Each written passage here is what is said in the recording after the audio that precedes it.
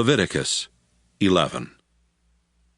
The Lord told Moses and Aaron to say to the community of Israel, "You may eat any animal that has divided hoofs and choose the cud. But you must not eat animals such as camels, rock badgers, and rabbits that chew the cud but don't have divided hooves. And you must not eat pigs. They have divided hooves, but don't chew the cud. All of these animals are unclean, and you are forbidden even to touch their dead bodies. You may eat anything that lives in water and has fins and scales, but it would be disgusting for you to eat anything else that lives in water, and you must not even touch their dead bodies. Eagles, vultures, buzzards, crows, ostriches, hawks, seagulls, owls, pelicans, storks, herons, hoopoes, and bats are also disgusting, and you are forbidden to eat any of them. The only winged insects you may eat are locusts, grasshoppers, and crickets. All other winged insects that crawl are too disgusting for you to eat. Don't even touch the dead bodies of animals that have divided hooves, but don't chew the cud. And don't touch the dead bodies of animals that have paws. If you do, you must wash your clothes, but you are still unclean until evening.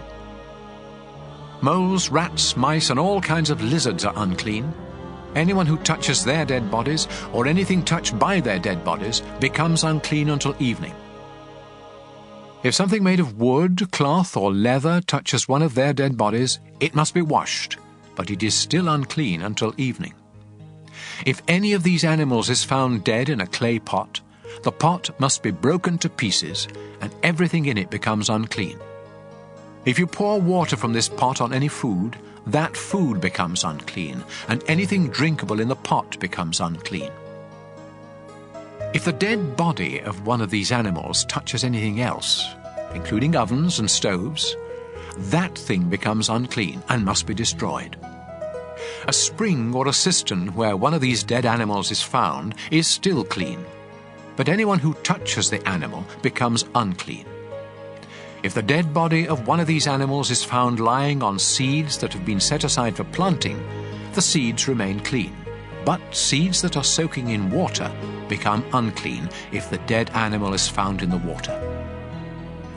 If an animal that may be eaten happens to die and you touch it, you become unclean until evening. If you eat any of its meat or carry its body away, you must wash your clothes, but you are still unclean until evening.